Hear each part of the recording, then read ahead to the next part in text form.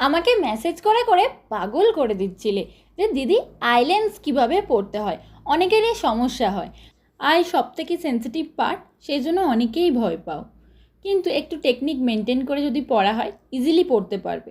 তো ফার্স্টে তোমাকে হাত ক্লিন রাখতে হবে, তারপর দেখো সলিউশন দিয়ে হাতটা আবার আমি ক্লিন করে নিলাম, হাতটা যেন না চিপচিপে থাকে। তারপর দেখো আমি কিন্তু আই লেন্সটা চোখের একদম কর্নারে বসে এবং আই বলটা যাতে ওপরে থাকে মেনটেন করে দেখো আমি পরে নিচ্ছি।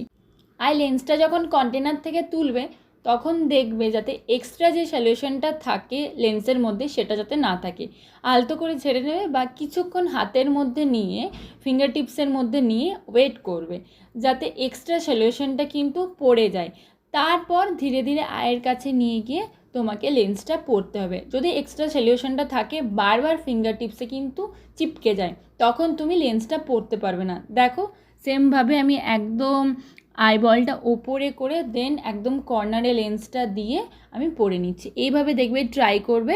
আর হালকা কিন্তু তোমার প্রথমে জ্বালা করতে পারে, চোখ দিয়ে জল পড়তে পারে, কিছুক্ষণ চোখটা বন্ধ রাখবে, কোনো প্রবলেম হবে না। ভালো লাগলে লাইক করে দিও।